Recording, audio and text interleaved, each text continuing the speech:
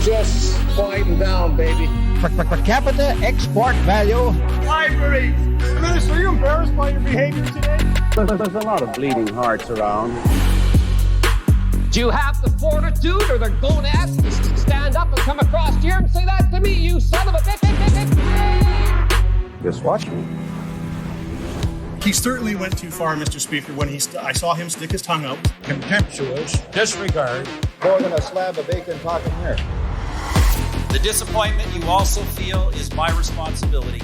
I lost my temper. What is the nature of your thoughts? The word was FART.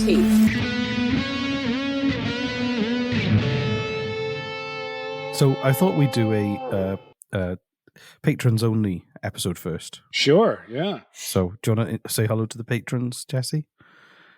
Are we, is this part of the episode? Is this no. Story? Well, it could be. It depends if it's funny or not. At the moment, I don't feel it is. Okay. Well, maybe it is. Take it back now. Maybe this is part of the episode. Hello, patrons. Hello, patrons. Hello. Oh, you want to be back so full patrons? What are you doing? You're taking you're stealing my thunder, man. Sorry. Fuck. I mean, it's pretty easy. There's not a lot of it. The fuck's going on, patrons? Love to see you. You're doing great. I just picture all of our patrons kind of like hanging out in this one room. Like, I know they're like some kind of exclusive club, which is what I'm part of. But like a basement room with like dim lighting and like a single table up against the wall with like some stale donuts and coffee and the lights water all over the floor. Yeah, and the lights are flickering overhead and water's on the floor, dirty water, and they're just kind of shivering in the corner, waiting for us to release an episode. Yeah, you're like Reese. Did you feed the patrons this month? And I'm like, hey, let me just get a bucket of fish heads. I'll throw them down. Oh, yeah. I mean, that's not a nice way to think of the people who actually pay to support our show because we think you're awesome. We love you. Actually, guys. the basement is more like a penthouse suite, and we're bringing up buckets of ice cream drenched in caviar. The basement room is supposed to be representative of us. It's not you, a reflection of you. Yeah, exactly. It's a reflection of us and what we're giving you. So, thank you for making me clarify that, Reese. Yeah, that's good. Yeah, fucking patrons. Yeah, God, that's it. I'm not going to support these pricks anymore. Who do they think they are? I've got a 4-bedroom house in Windsor, Ontario, or whatever. I went to a weird ass basement club once in Toronto, a weird ass basement club. It was a weird ass basement. Yeah, thank you for putting the emphasis on ass for me. I've never been to one of those. I didn't put it there, but you knew it belonged there, so I'm glad you did that. Thank you very much. No problem. What did you do at the weird ass basement club? So I thought it was like me and my buddy Ted. We thought it was chaps. Well, we thought it was like an acting club. Right, for actors who wanted to get into acting in Toronto. When we were in our 20s and we didn't really know anybody, any connections, we're like, oh, acting, let's go meet other actors that can get us connected in the biz and whatnot. That sounds fun. And they're like, you got to bring food. And they didn't really specify. And we're like, is this like a potluck or something? So we like got this giant platter of, I think, sandwiches. I forget, but it was a really big platter of food.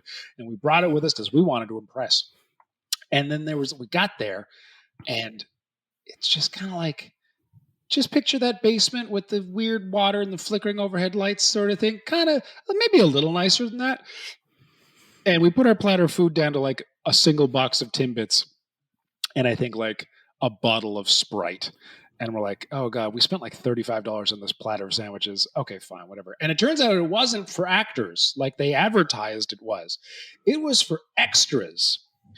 Who have had no acting experience, no acting education, and had no aspirations of doing anything but extra work. And they sat down at tables and they were very happy with our sandwiches. Very, very happy with our sandwiches. Because otherwise all they'd have to eat was dirty basement water with some licking dirty basement off. Yeah, lick the pipes, there's mineral buildup. And they Jesus Christ. Like a goat in a cave.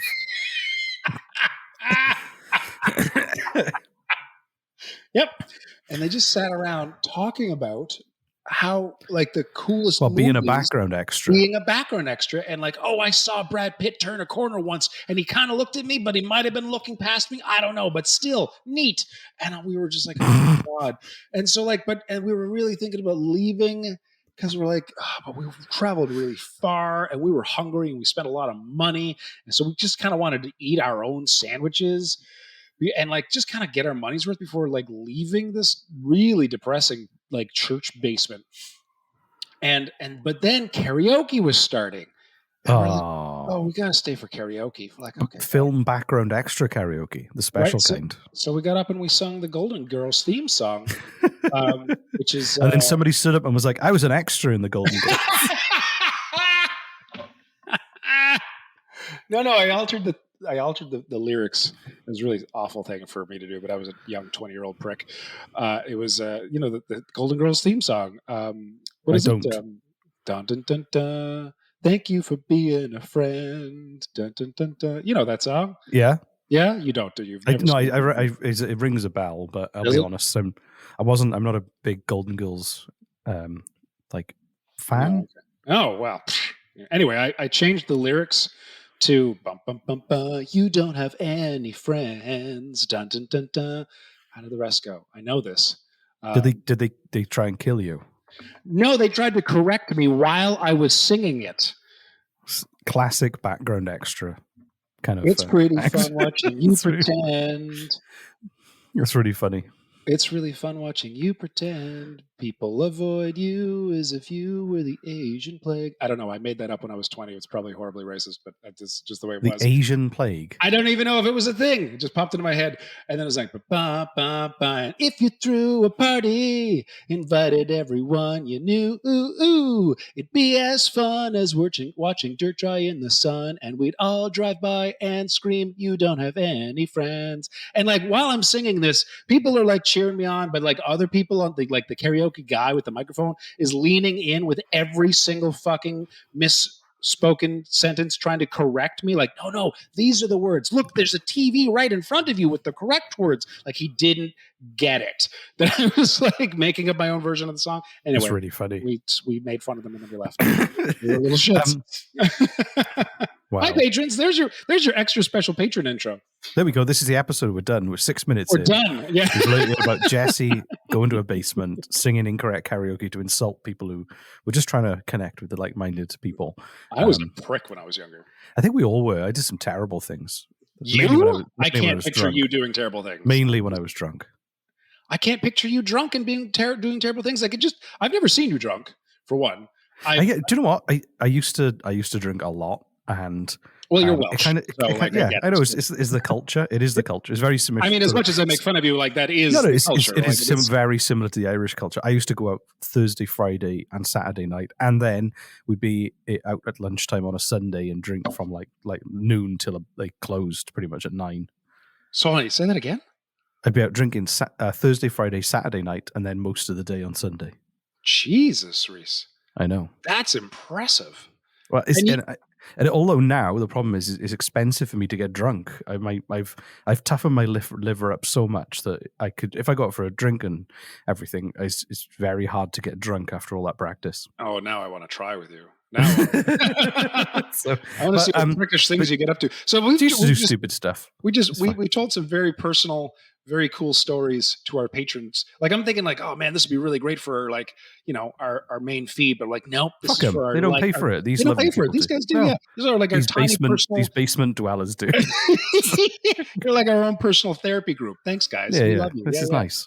Yeah. So do you want to? Should we do? You pay for the good stuff. I know they paid for nearly 10 minutes of stories from our lives. Should we give them some premium content? I'm looking forward to it, baby. Because your premium content, you know why I'm looking forward? I always look forward to the Patreon stories. Do you know why? Because there's nothing to do with politics? It's nothing to do with politics. This is just, you're going to like this one. I really, I'm not kidding. I still, 2 years later, don't like politics. Sorry, if you can hear noise, it's because my dog Rosie is playing with a dog Kong that I've stuffed with peanut butter biscuits to keep her entertained while we record. Okay. So, little insight. She's good. She's doing well. Anyway, this episode is all about the Gimli Glider. Have you heard of the Gimli Glider? I haven't. It's not a dwarf who can fly. So this story is insane. It's one of those things where something happens and you go, whoa, and then something happens and you go, what? And then something else happens and then something else happens. And there just keeps being like these insane chance things that lead to it'd make a great film. There's so many twists. I mean, this is going to be full of spoilers if they do, but it's still good. Okay.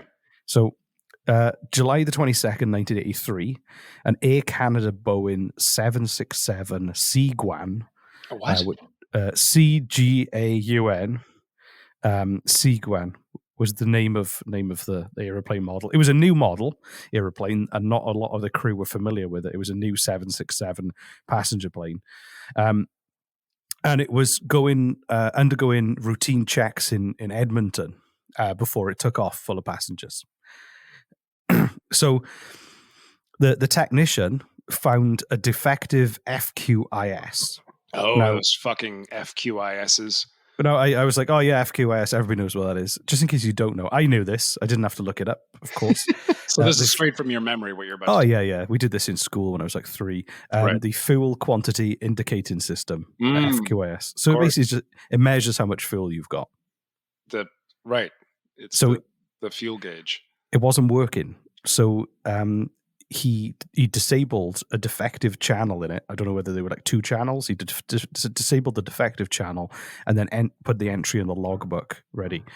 So the next morning, the captain and the co-pilot were told about the problem. And because it was playing up, they did a dipstick reading to get a second measurement of how much fuel there was. And then It's my favorite party game. I know, dipstick reading. Yeah. It's like cold. It's like a like a 10 o'clock at night at the gang. It's like a everyone's tarot had reading. A few like good pints in you. Jimmy's bringing out the dipsticks. A dipstick reading is like tarot, but instead of cards, they put a dipstick in you, and then they look at the pattern to read your future. Yeah, exactly. Bend over, please. Jesus, someone's going to win the lottery next month. Have to add the sound effects. Did you? Well, really? I didn't. It's an audio medium. You've got to be visual. So, so we converted the dipstick reading, and this is the process they had to go. This just to measure the fuel because that thing wasn't working. They had to convert it from centimeters to liters to kilograms to check that it agreed with. It worked out with the last reading, and it was all fine. So the plane flew from Edmonton to Toronto, and then Montreal, and everything was fine. And then at Montreal, Captain Bob Pearson and his first officer, Maurice Quintal, took over the aeroplane for a flight to Ottawa and then Edmonton. And they didn't bother telling them about the dipstick. No, they did. They did tell them. So they told them there was an issue with it, and Pearson, the captain, decided he was going to get enough fuel to fly from Edmonton without refueling in Ottawa. So he was going Montreal, Ottawa, Edmonton. He was like, fill me up. I'll be good for the run. And also have some of that delicious-looking beef jerky. Thank you. What? What year was this, by the way? 1983. Okay.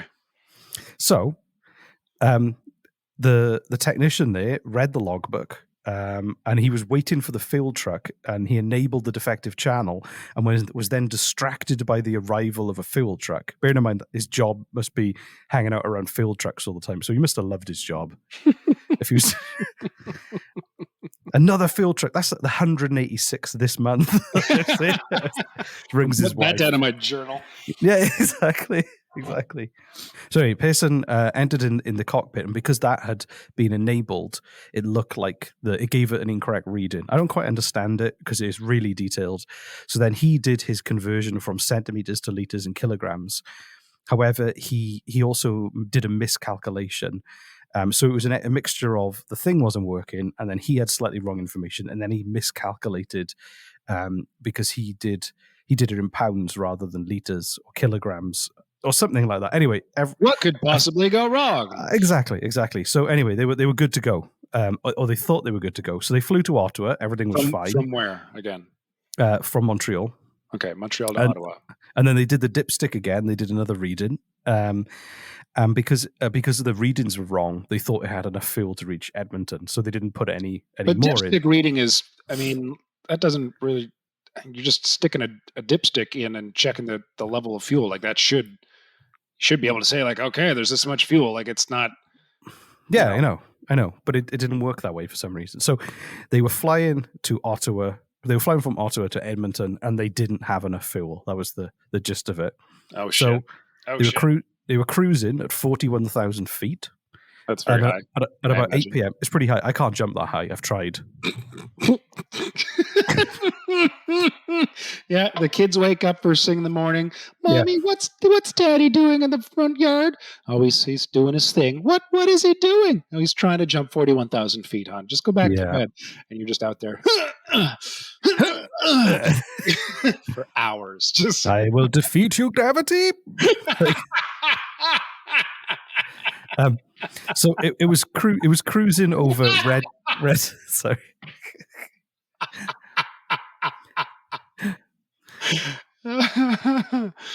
So it was cruising over Red Lake, Ontario.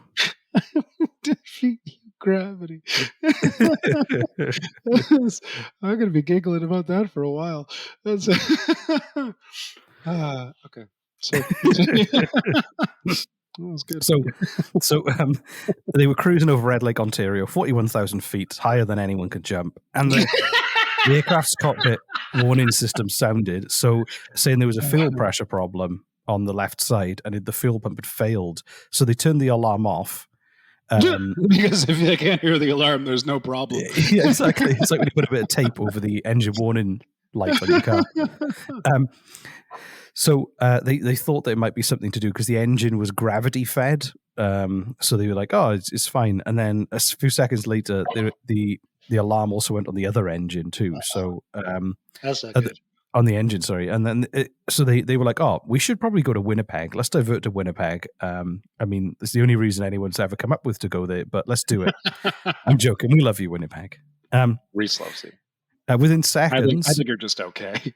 So the right engine had failed, and then seconds later, after they decided to go to Winnipeg, the left engine failed.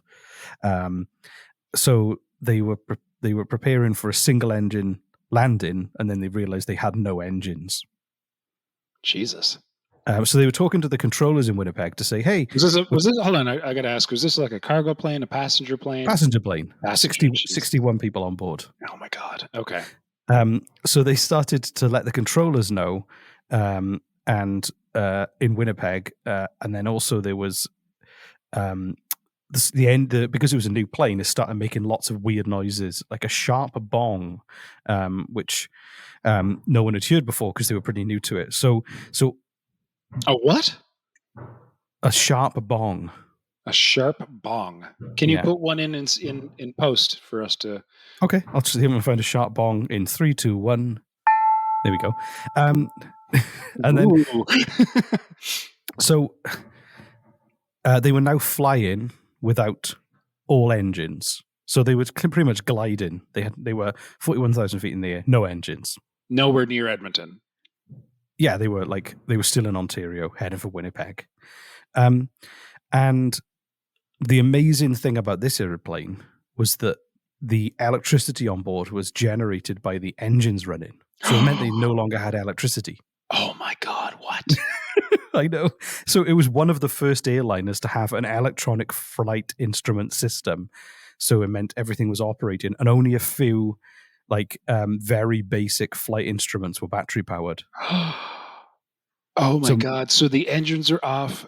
The electricity was off. They had no readings. They were flying in the dark. Or was it daytime or nighttime? Did it say? It was 8 p.m. So I guess it was probably getting dark. What time of year? What time of year was it? It was 8 p.m. So it was year. It was July. It was July, so it was probably still light. It was a summer's evening. So, so they they had a few. So they had very basic information. They had enough to land the aircraft, but they didn't have things like a vertical speed indicator, so they could work out how far they could glide. So they didn't have what they needed to work out how far, if they could reach Winnipeg, and also it was because it was a new plane. It had electronic panels, so all the panels went. If it was an old one with the old dials, they would have been okay. And then the other thing that happened was, holy fuck. This is insane. It also had hydraulic. You know that you have power steering on a car that makes steering a little bit easier. Like old cars, to turn a steering wheel was really hard, but it was like power assisted. They had hydraulic systems that multiplied the forces applied by the pilots, so it made it easier to operate the plane. Well, they were electronic, so so even just operating the plane, it was dark. They had no engines, and turning the steering wheel or operating the plane was hard because everything was like super heavy. Oh my God. The shit you find, man, is unreal. I love this story. I think this is amazing. So, if history class everybody died. I'm was joking, like no. this. I'm joking. Oh my God. Yeah. Everybody died. The end. So, do you know, luckily, they had a thing called a ram air turbine, which is almost like something from like James Bond. There's a little wind turbine that pops out the side of the plane that creates enough power to give them a tiny bit of extra control of the hydraulic systems. So they were lucky enough to have this thing, and they popped it out. This little wind turbine stuck out the side, and then what is it? Hold on, explain this again. So, like a hatch opens on the side of the plane, yeah, and a little, like you see wind turbines, right, big ones. A little one of those pops out, and it generates electricity from the plane moving. Hold on a second. Wait. So you're telling me that they thought? Okay. In the event that we lose engines, we know damn well the plane will be a giant brick flying through the sky, hurtling through the sky with no electronic instruments. And instead of just putting batteries in the plane, no, we're going to have a hatch open up in the side with a wind turbine coming out so that you can then have electricity. That's what they thought of.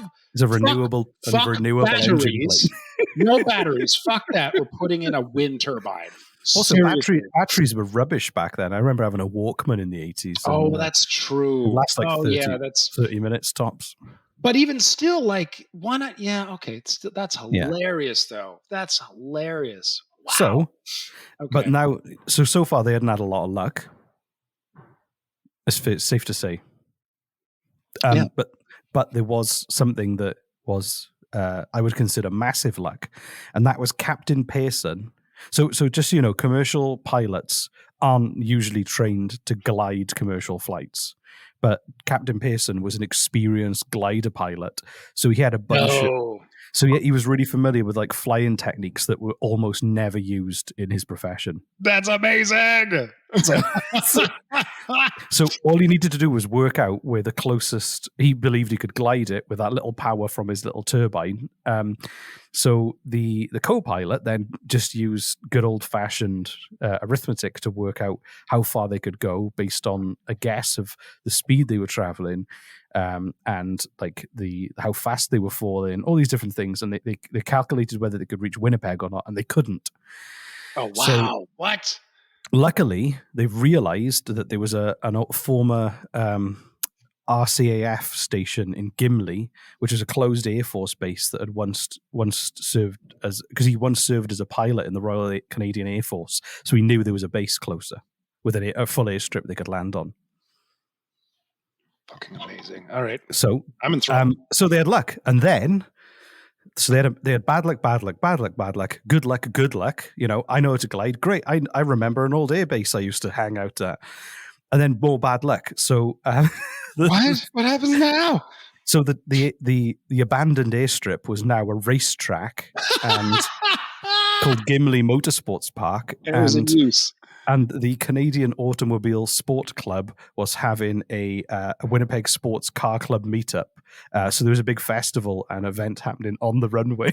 Oh my God! Okay, and they had there's no way for them to contact anyone. They had no idea, and also satellite phones and even if they did, they had no electricity. Well, I guess, and also they couldn't hear it come in because the engines aren't running. Essentially, it's a silent plane falling on the sky.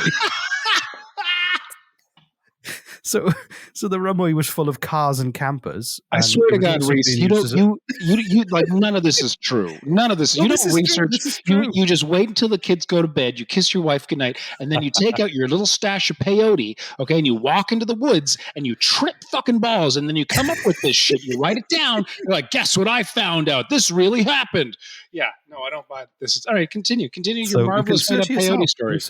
So without main power, the pilots obviously they used gravity to drop the landing gear and lock it into place, but the nose wheel at the front didn't. So the aircraft slowed on the way down because the what? The nose what? So you know when a plane lands, it has landing gear come down. So there's two wheels at the back and one at the front. Yeah, you're saying so the wheel the in front two did at the not back go down? came down. No, it didn't. It was stuck. Oh And my also God. because they were slowing down to land, it meant the air turbine created less energy, which meant it was even harder to steer. So, at which point they realized they were coming in too fast and too high and too fast. And they were probably going to come off the runway. And the pilots briefly considered a 360 turn in midair to reduce speed and altitude. So they were going to spin around to slow it down. What? But they realized they didn't have enough space, like altitude, for the maneuver. God damn it, that would have been amazing. I know. It's like, maybe, I tell you what, if in doubt, do a 360. I've never heard that before. So Pearson decided to execute a forward slip to increase drag and reduce altitude. What is so basically, that? You cross over the controls, so applying the rudder in run direction. I don't know, something you do. Gliders use it to descend more quickly, but without increasing forward speed. So you don't go faster, but you do drop faster, if you see what I mean. Okay. So you don't move forward, you just move down at a faster pace. And it's almost never used in jet airliners outside of circumstances like this. So it's not a very well known or very used. So I'm at the edge of my fucking seat, man. So because the plane, as I said, the plane was hurtling down towards the racetrack, and people had no warning. So the two pilots, as they were bombing towards this a runway that was now a racetrack, they noticed two boys riding bicycles 1,000 feet away. Oh my God, man. This is like a fucking Jerry Bruckheimer movie. I know. Okay? Like this, you can't. And Captain Pearson later said that the boys were so close he could see the terror on their faces as they realized a large aircraft was like dropping on the sky in front of them. Oh my God. But then they got lucky. So two things kind of stopped the disaster. The failure of the front landing gear to lock meant that there was a guardrail on the track that they hit that slowed them down, that was being used for drag racing because the nose was dragging on the front. A guardrail. Okay. Like just what do you mean? Like a guardrail around the edge of a racetrack, like a wooden, like a metal guardrail to stop people going off the track. Oh, it actually okay. helped slow them. And then the nose also slamming in the ground scraped along the ground, and the friction helped slow the airplane, and they just missed the crowds. Oh my God. And it came to a final stop on the ground 17 minutes after it ran out of fuel. Oh my God. They were without engines, just not floating, gliding for 17 minutes. Yeah, and then crash landed at that airbase. Unbelievable. So all 61 passengers were fine, like just minor injuries. Captain Pearson was demoted for 6 months. Demoted? And first officer. He saved everybody. What the fuck? I think it was because it was like a big accident, new plane, and also like the circumstances of working out the fuel intake was wrong. So I think they were like, while they were investigated, I think, and then he saved lives, man. I know. What a fucking you know what it is? They just needed someone to blame. They couldn't blame themselves. What the fuck's going on? So 3 maintenance workers were suspended. Like the pilot doesn't personally check the fuel gauge. He has people to do that. So they needed someone to fucking blame. And I hate corporations. Have you ever seen so Sully, much? Tom Hanks's film Sully not Sully. No, I saw the other one with Denzel Washington, which is also a true story. But like the whole thing was set around him crashing. I didn't see Sully, so don't root for Oh no, okay. Well, yeah. Everyone dies. So in 1985, then Pearson and Quintal were actually awarded the Fédération Aéronautique Internationale diploma for outstanding airmanship. I think they realized they were seen as heroes. So several attempts where the crews were given the same circumstances at a simulator in Vancouver, and all of them crashed. Hold on, who gave them that? So they, when demoted them? Yeah, no. So when there's a plane crash, they can redo what happened in a simulator to go, okay, did they make the right choices at this time? So they can Black box sort of thing. Yeah, simulate what happened, and you sit in there, and another pilot would go, "Okay, so my engine's gone. What do I do now? Can I go this far?"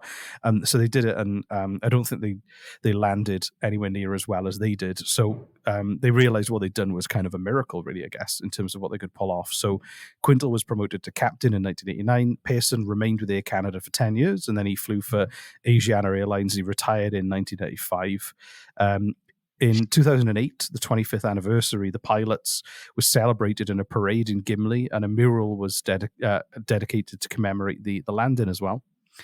And the Gimli Glider, as the plane became known, was offered for sale at auction by a company called Collectible Cars, and the estimated price was $3 million, but it only reached 425, so it wasn't sold. But there is a website selling parts of the plane as like souvenirs. Wow. It's got 10,000 sequentially numbered luggage tags for sale. But I don't know why you would want to buy luggage tags for your flight from a plane that crashed. So Gimli now means three things. Oh, no, it's a gimlet. Sorry, never mind. Two things. Oh, okay. One's a dwarf and one's a small town in Ontario. Oh, I thought that was. Is it in Ontario? I thought that was the name of the pilot. What's the name of the pilot again? Gimli is in Manitoba. Sorry, the pilot was called Pearson. The pilot was called Pearson. Yeah. Oh, okay. Because there's an airport called Pearson. Yes, that's named after the Prime Minister, not this pilot. Oh, Lester B. Pearson. Right. It's the big one in. You used to live in Toronto. How did you not know that? I did know that. It didn't. I'm not convinced, but so there's a permanent exhibit now in Gimli opened in June 2017, and there's a flight simulator too, and they sell memorabilia as well. So that was the Gimli Glider. Did you like that? It was amazing. Yes, I want our show to be like this. Less politics, more amazing story. It is an amazing story. I would love. Can you hear that drill? I can. Yeah, someone's drilling. Like who's drilling so The neighbors have moved in upstairs, and they do building work out of hours. Upstairs? Yeah, in my office. Oh, you're still in your office, right? I was waiting at work to do the record. So. Right. Okay. So you've got upstairs. You've got upstairs neighbors. That sucks. Yeah, but it's cool. So so thanks, patrons. Thank you, patrons. We love you. You're amazing.